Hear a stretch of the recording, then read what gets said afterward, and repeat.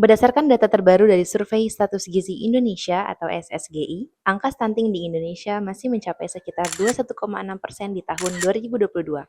Namun di tahun 2023, berdasarkan pernyataan Deputi BKKBN, angka stunting hanya turun 0,1% menjadi 21,5%.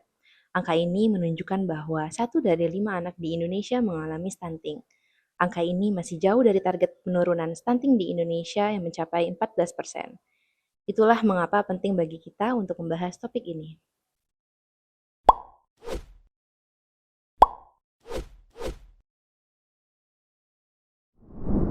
Halo Healthiest, selamat datang di Optimize Health Podcast.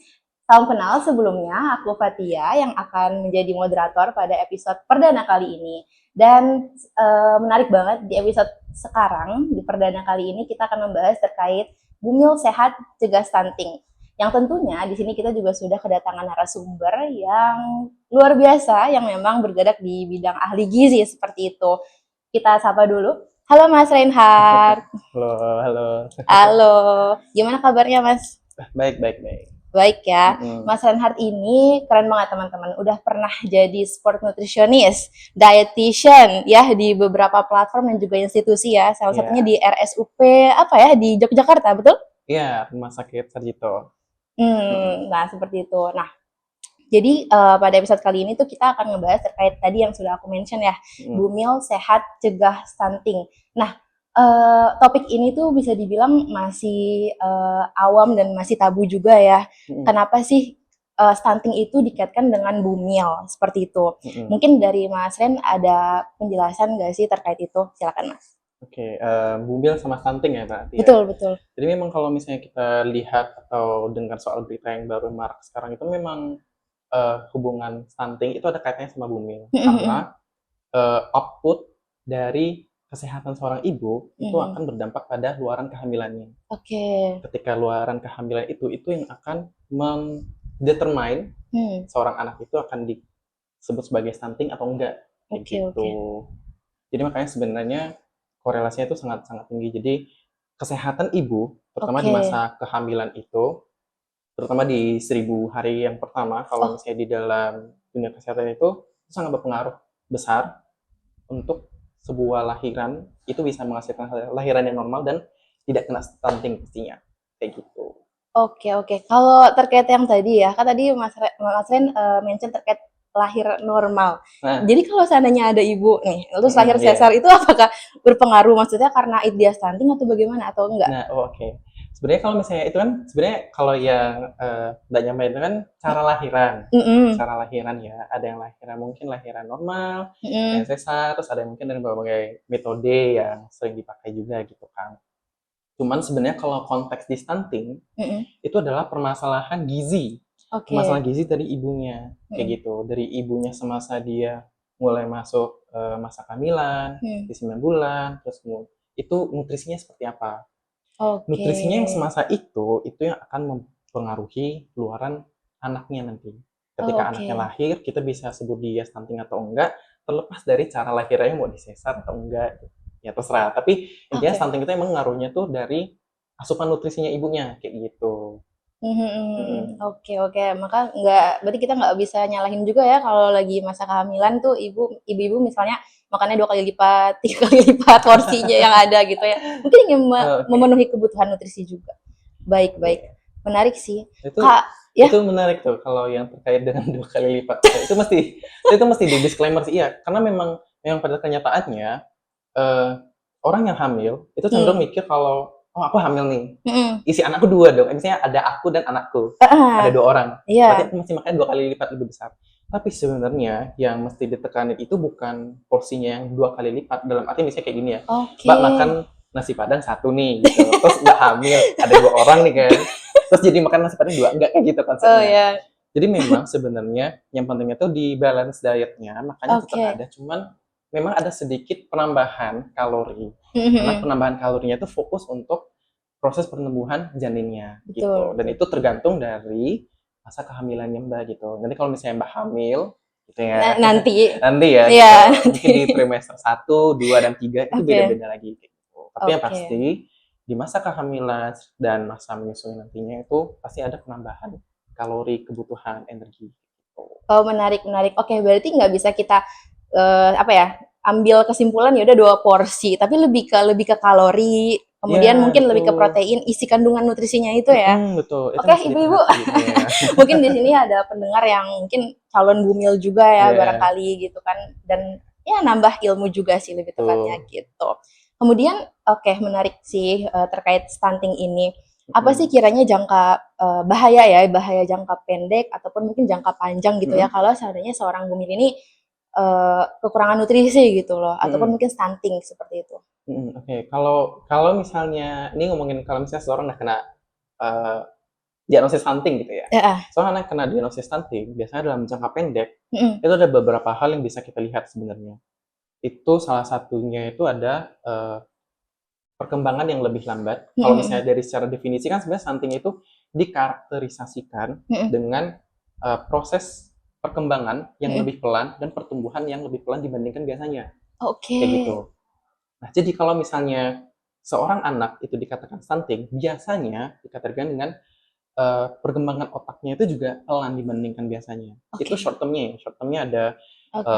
kognitifnya tuh bisa lebih pelan kayak Mm-mm. gitu. Terus juga dia mungkin lebih mudah terkena defisiensi, lebih mudah kena penyakit Mm-mm. karena imun ya. Mm-mm. Karena imunnya juga lebih menurun kayak Oh, gitu. oke.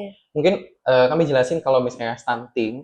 Jadi kayak gini, kalau misalnya ada seseorang anak kena stunting, biasanya Mm-mm. kan karena ibunya malnutrisi ya, Mm-mm. karena ada defisiensi nutrisi juga. Uh-uh. Ketika nutrisi itu defisit, anaknya turun, yang harusnya anak itu bisa optimal, misalnya kayak segini nih, harusnya nih Uh-uh. kebutuhan nutrisinya nih, jadinya jadi kayak gini. Mm-mm. Nah, untuk kebutuhan yang harusnya untuk seperti ini tuh Mm-mm. pertumbuhannya optimal. Mm-mm. Anaknya di usia tertentu, Mm-mm. dia udah bisa ngobrol. Anak Oke. tertentu dia mungkin di usia berapa tahun dia udah bisa ngerangka kayak gitu. Mm-mm. Tapi ketika orang yang anaknya kena stunting, Oke. itu bisa lebih pelan. Karena nutrisinya dikit, Mm-mm. ngarahnya ke perkembangan otaknya. Perkembangan Oke. otaknya jadi pelan, development-nya, alhasil segala kegiatan seperti kognitif, Oke. emosional, dan juga fisik itu jadi lebih pelan juga. Jadi mungkin misalnya nih contoh ya, Mm-mm.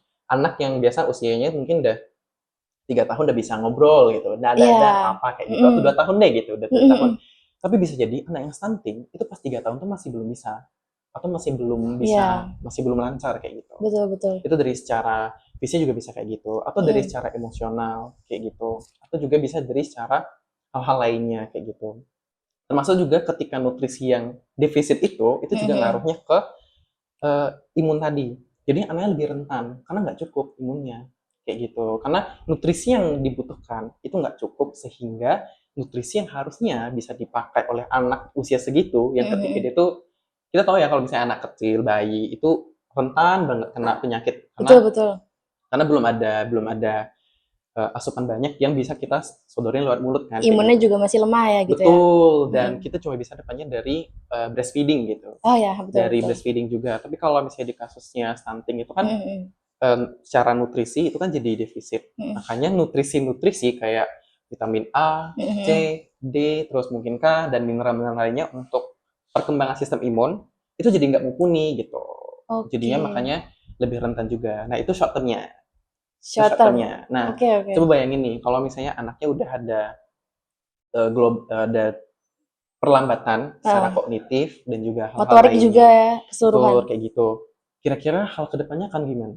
Pasti ngaruhnya ke, bayangin ya, anaknya udah gede nih, tapi dia mengalami kesulitan mungkin ketika di kelas atau gimana, Iya. itu kan ngaruhnya kemana? Ke edukasinya kan. Oh iya, betul. Educational levelnya juga akan terhambat. Iya, Tidak betul. seperti anak-anak pada umumnya yang cepat nangkep atau mungkin bisa lebih memahami lebih baik. Mereka Mhm. butuh waktu yang lumayan lama untuk memahami sesuatu.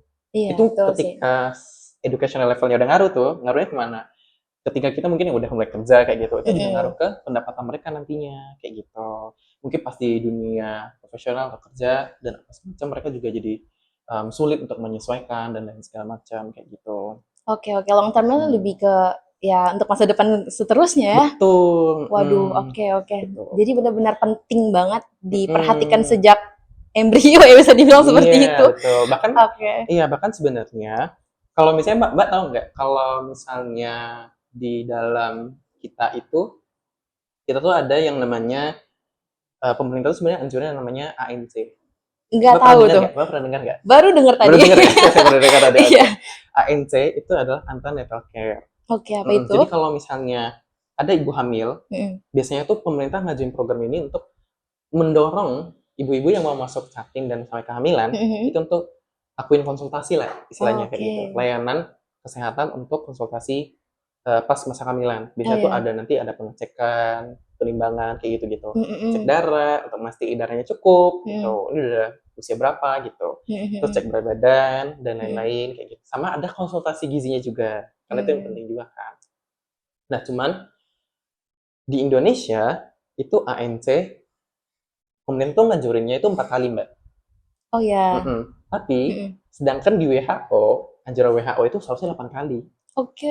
Indonesia cuma 4 gitu. Ah. Belum lagi bisa jadi nggak menutup kemungkinan dengan apa ya karakteristik penduduk kita gitu ya. Mm. Mereka juga jadi kayak apaan sih ANC gitu. Iya. Nggak mungkin ogah-ogahan mau pergi atau gimana. Padahal Mm. ANC itu penting banget Penting. kayak gitu. Karena itu juga ngaruh ke apa ya untuk proses penambahan pemahaman mereka soal Mm-mm. kondisi yang mereka tuh seperti apa untuk dijaga kayak gitu.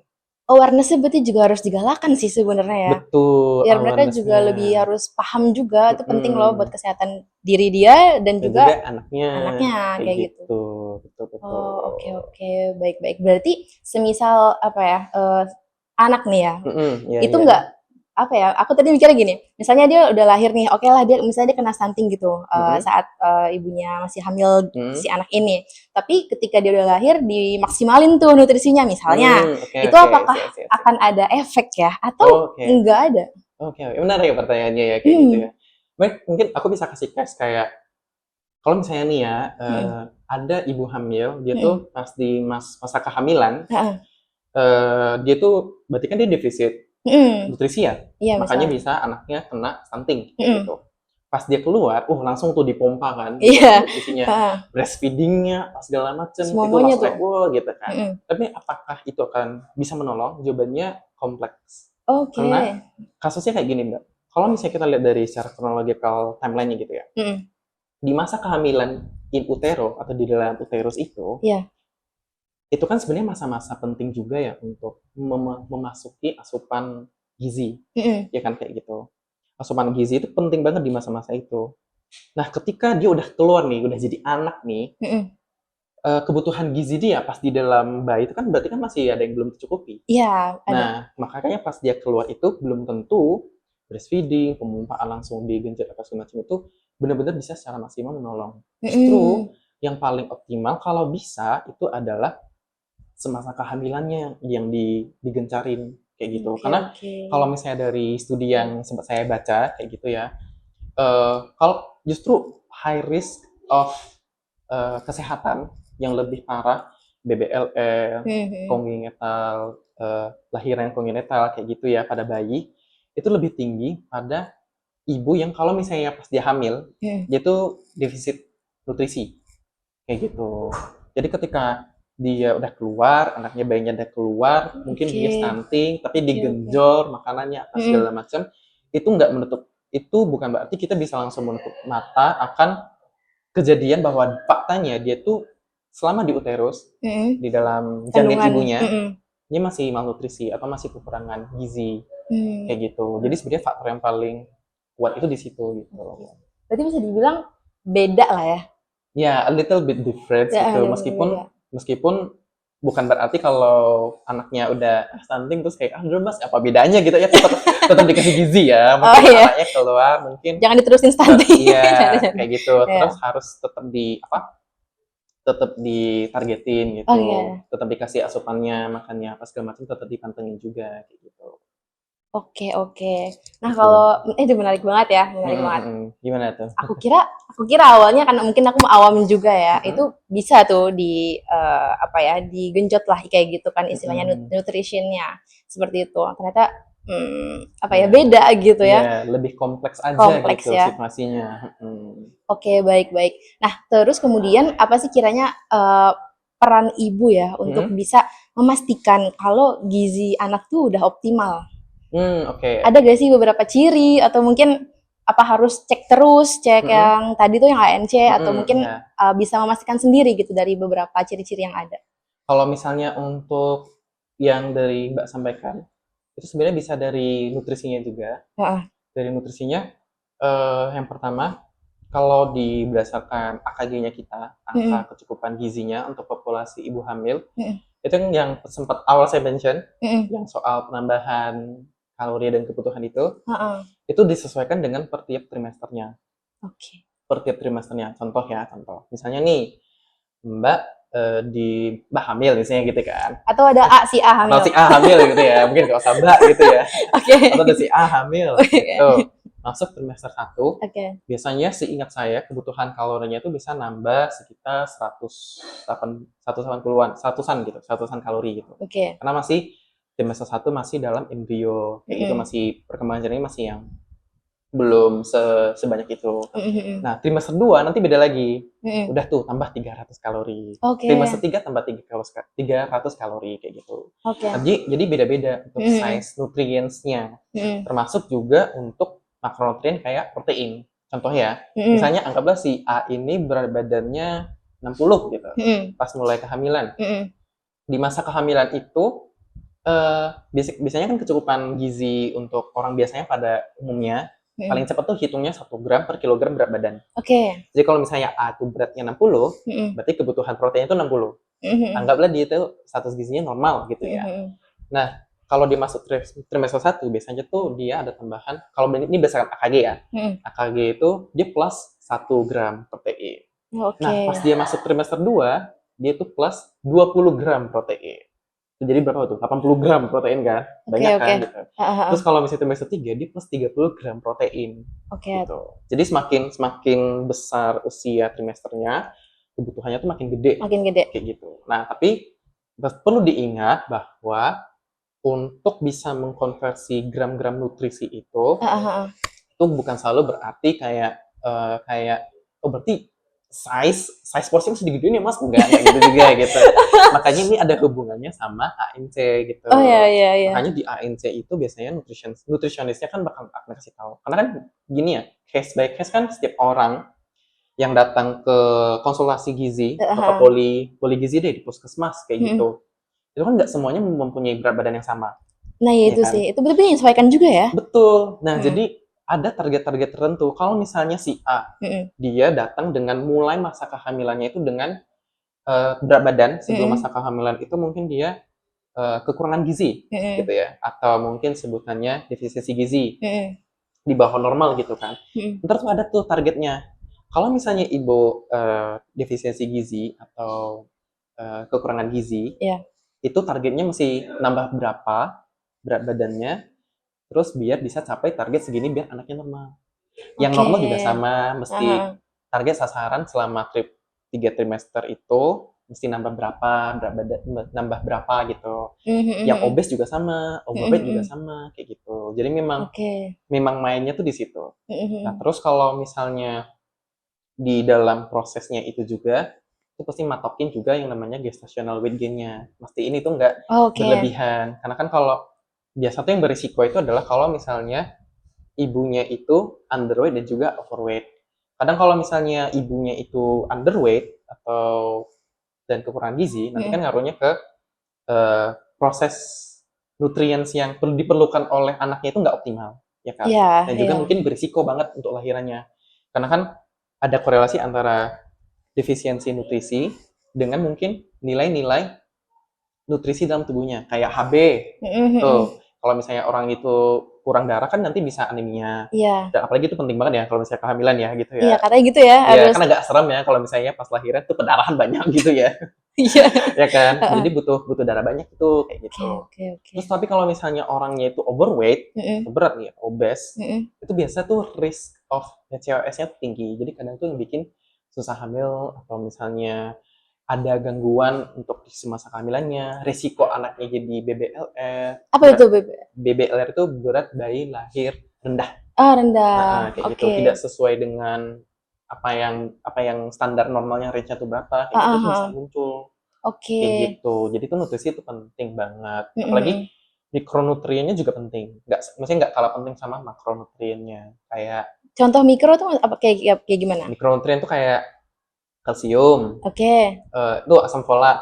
Asam Ah, ah. folat, bukan asam sulfat ya, asam folat gitu. Siapa tuh? Waduh, asam folat, ya kan. Asam folat itu penting banget kalau misalnya untuk di masa pertumbuhan janinnya Sulfur. gitu. Biasanya tuh terus kemudian yang tadi zat besi Oke. itu juga penting banget. Mm. Kalsium, karena kan kalau misalnya untuk proses nutrisi, Pembentukan tulang ya, betul, makin itu. betul. Karena kan sebenarnya ibu Mm. ketika di masa kehamilan, dia kan juga bawa beban ya, Iya. beban di bagian perut bawahnya itu kan. Ah. Nah itu juga tulangnya itu juga mesti dijaga, bukan hanya untuk ibunya, Oke, tapi oke. juga untuk anaknya gitu. Oke, Jadi oke.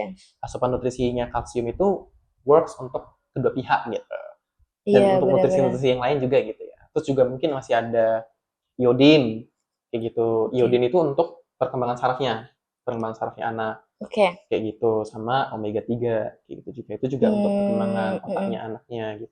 Nah, menarik banget ngomongin terkait yang mikro ataupun makro protein ya. Nutrisi, sorry. Makronutrien nih. Sorry, nutrien ya, seperti It's itu. okay. Apa sih yang mungkin lebih dianjurkan untuk dikonsumsi? Mungkin dari contoh-contoh makanannya aja deh, gitu kan. Contoh-contoh Mm-mm. makanan gitu ya. Mm-mm. Oke. Yang Mungkin lebih ini baik untuk dikonsumsi. yang lebih baik dikonsumsi. Oke, Mm. sebenarnya apapun yang dikonsumsi itu baik. Mm-mm. Balance diet gitu ya. Ah, ah. Cuman mungkin ini sekalian memberantas mitos-mitos yang beredar gitu ya. Boleh kasih tahu, kasih Kasih tahu paham. gitu ya.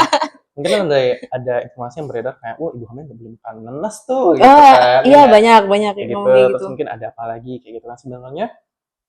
Sebenarnya in term of nutrient itu sebenarnya nggak ada masalah Oke. gitu. Soalnya kalau makan aja. Yang nggak boleh itu adalah ketika ibu hamil di masa kehamilannya itu eating raw food, makanan-makanan mentah, Oke, yang oke. mentah, sengaja yang mentah.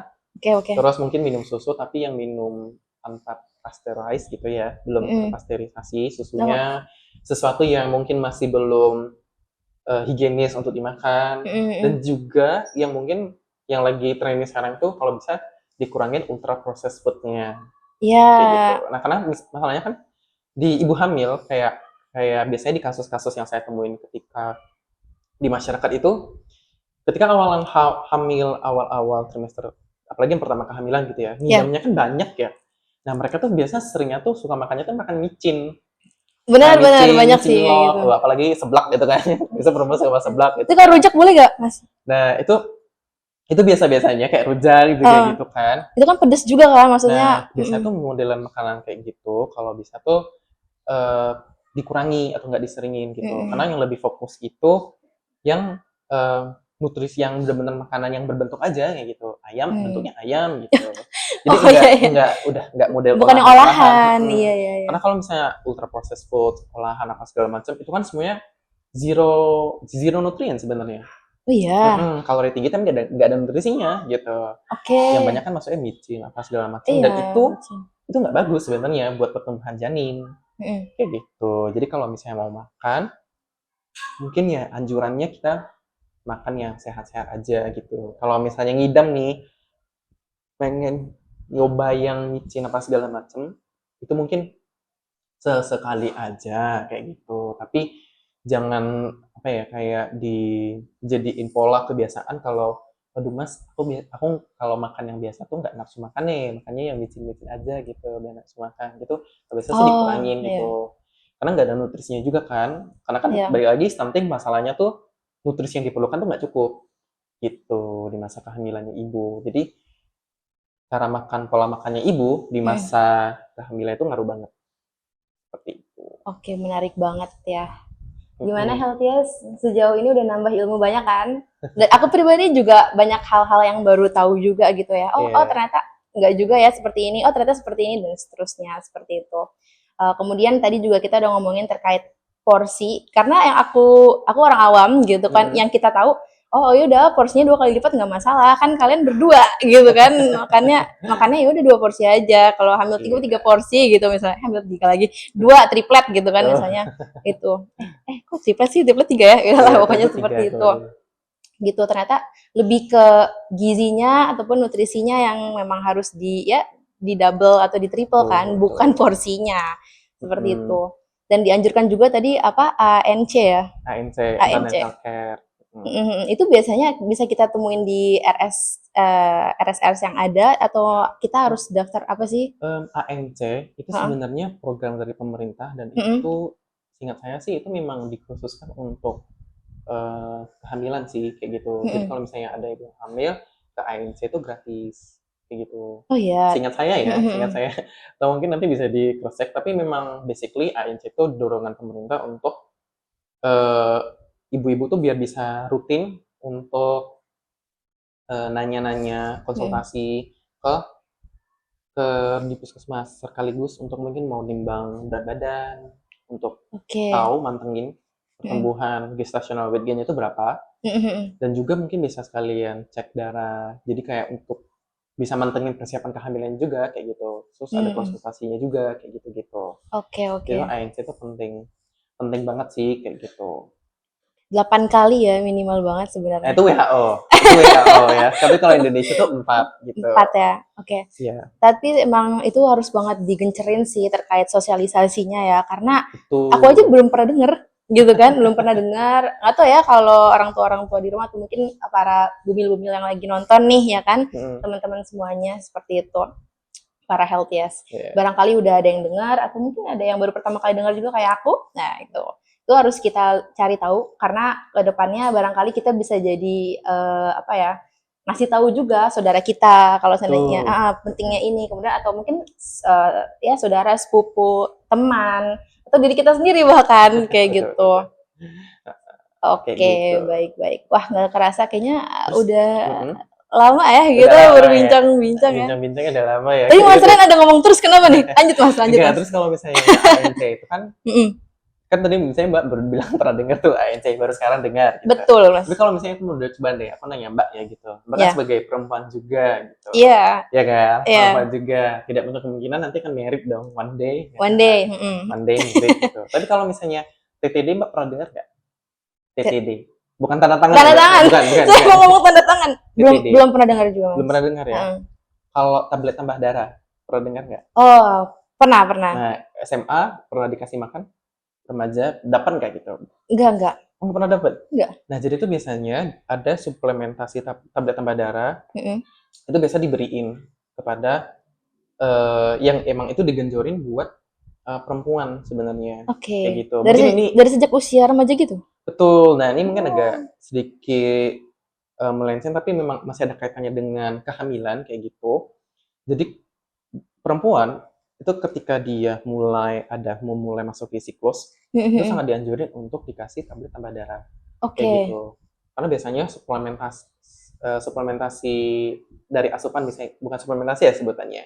Asupan mereka dari zat besi itu cenderung nggak banyak dari makanan ya, Mm-mm. terlebihnya. Karena makanan kan sumber makanan kan itu bisa jadi kayak dari daging merah, itu kan paling banyak zat besi ya. Daging Ya. merah, daging-dagingan kayak gitu. Mungkin yang hijau-hijauan itu juga Mm-mm. banyak kayak gitu kan. Tapi kan secara realita itu nggak banyak orang yang makan itu, konsumsi Mm-mm. seperti hal itu, terutama pas di masa-masa remajanya kayak Iya, gitu. betul betul. Nah, makanya perlu pemerintah ngasih suplementasi tablet tambah darah. Oke. Nah, tablet tambah darah itu jadi modal untuk nemenin masa perjalanannya Mbak untuk masa sampai kehamilannya nanti juga kayak gitu. Paham, oke. Karena semasa kehamilan Mbak juga bakal tetap konsumsi itu. Karena Mm-mm. selama Mbak memasuki siklus, Mm-mm. Mbak pasti akan dianjurkan untuk konsumsi. Kenapa? Karena kayak gini, Mbak pernah nggak merasa capek atau terlihat dibilang pucat atau apa kayak gitu? Pernah? Pernah. Heeh. Bukan karena makeup gitu ya, bukan Iya. enggak karena. Nah, kadang tuh setahu saya dari informasi yang saya nanya ke orang-orang sekitar kayak gitu ya. Mhm. Kadang tuh perempuan tuh nggak ngeh antara dia anemia Mhm. sama dia ngantuk atau apa, atau bilangnya kayak, "Ah, lagi ngantuk nih, capek, pucat apa sih, ya udahlah Mhm. ngopi," gitu. Mhm. Padahal bisa jadi perempuan itu terkena indikasi gejala anemia, cuman perempuannya Oke. nggak ngeh Nggak gitu. ngeh ya? Karena kan anemia kalau misalnya itu kan kadang perlu cek ini buat tahu ya gitu. Tapi kalau Iya. misalnya secara sign and symptom sebenarnya itu Heeh. kita bisa lihat juga. Oke. Nah, ngaruhnya nanti anemia adalah semasa persiapan kehamilan juga. Itu kan Oke oke. ngaruhnya ke kadar HB ya. Jadi itu Mhm. ada standar atau batas Mhm. threshold HB itu mesti berapa kalau bisa untuk orang mau hamil. kayak gitu. Oh, kalau kiranya dia misalnya kurang dari minimum gitu, misalnya dari KKM, Iya, kurang dari KKM gitu ya. itu Biasanya berarti kurang nggak bisa untuk hamil atau nah gimana? biasanya kita anjurin, "Bu, makan dulu ya, ikut Hmm, program dulu ya, naikin HB-nya, nanti kalau udah baru boleh dimulai untuk semasa oke, persiapan kehamilannya," gitu. oke, Karena biasanya takutnya adalah pas di masa, eee, kehamilan yang berperan nganterin nutrisi ke dalam janin kan darah. iya, Kalau kadar darahnya rendah, oh iya, bener otomatis bener bener, darahnya maksudnya nutrisinya juga nggak banyak iya yang betul bisa betul keantar betul, gitu, iya keantar ke janin kan, betul kayak betul, gitu. Dan di masa-masa krusial semasa kehamilan itu menjadi hal yang penting. Apalagi hmm, nanti kalau misalnya untuk lahiran itu lebih penting mhm, lagi gitu, oh, biar nggak oke. ada kasus-kasus maternal hemorrhage kayak gitu. Oh, oke. Aku juga pernah dengar soalnya kan, maksudnya, Hmm, perempuan tuh harus dijaga banget ya dari keseluruhannya, termasuk mungkin itu tadi kesehatan dalamnya juga gitu ya, betul. terkait ya tadi, pemenuhan darah merahnya dan seterusnya, karena kita ke depannya bakal menjadi seorang ibu gitu kan. Mm-mm, Ya tadi yang mungkin Mas Ren juga udah sempat mention gitu ya, jadi semuanya berkaitan ya, kayak gitu, betul, untuk perjalanan journey nantinya gitu ke betul. depannya, gitu. Iya, Wah, menarik sekali. Aduh, ya penting pengen banget pengen nutrisi ya. ngobrol lagi ya, Mas, pengen ngobrol lagi lebih lanjut sebenarnya, tapi kayaknya udah cukup lama, kita udah 30 menit Oke, lebih cukup ya lama untuk, ya. berbincang pada, kali ini gitu ya di podcast perdana Optimize Health, pada kali ini seperti itu. Mungkin dari Hmm. Mas, Ren sendiri apakah ada closing statement gitu Closing ya? statement ya, oke. Kayak Udah pidato gitu kayak ya. kayak webinar sih. Kayak webinar ya. Oke, untuk Ada ibu-ibu di luar sana, waduh. iya, untuk para calon Iya, untuk bumil para calon juga. bumil gitu Mhm, ya, perhatikan nutrisinya mungkin ya, mhm mhm. karena biasanya apa yang kalian masuk itu nanti akan ngaruh ke dedeknya nanti. Nanti Mhm, dedeknya buat bisa bertumbuh jadi dedek yang optimal, pertumbuhannya itu tergantung dari ibunya gitu. Tapi nanti buat lingkungannya, suaminya atau siapanya juga mhm. harus mendukung gitu ya. Jangan hanya karena Jangan jangan hanya karena ngerokok. ini lebih ke informasi untuk terpaparnya pada ibu hamil terus kayak, "Oh, ini bukan saya yang hamil," gitu, "ngapain saya dengar," gitu. Tapi Mhm, justru mereka itu butuh support juga, emotional support itu sangat penting untuk biar bisa membantu ibu hamilnya tuh mengontrol asupan makan dan lain-lain kayak gitu. Jadi peran peran komunitas itu penting banget sih kayak gitu. oke, menarik banget teman-teman semuanya, episode perdana kita kali ini ya, Bumil Sehat Cegah Stunting, gitu. Oke, ini insightful banget teman-teman semuanya ya, para healthiest yang ada di rumah dimanapun kalian yang sedang menonton podcast perdana pada, kali ini, seperti itu. Semoga informasi yang kita sampaikan bermanfaat ya Amin. untuk, para healthiest semuanya dan juga mungkin bisa disampaikan juga pesan-pesan positifnya tentunya kepada teman-teman, kepada saudara, sanak saudara dan semuanya gitu ya, agar kebermanfaatannya juga lebih meluas tentunya, seperti itu. Terima kasih banyak Terima Mas kasih Ren yang sudah ya, membagikan sudah insight, mau diundang. insight, ilmu semuanya ya Ya, terkait stunting ini iya, gitu ya. dengan senang hati. Dari yang mungkin kita nggak tahu jadi tahu Iya, ya, dari teman-teman yang mungkin belum aware juga jadi lebih mhm, aware lagi gitu ya untuk lebih menjaga kesehatan, dan juga tentunya, kesehatan janinnya juga, dedeknya, iya. kayak gitu. Oke teman-teman, sampai jumpa kembali di, Optimize Health Podcast selanjutnya. Untuk teman-teman semuanya yang suka video ini boleh like, comment, share, dan juga jangan lupa untuk subscribe supaya teman-teman tahu kalau kita mau ada upload video baru. Bye-bye.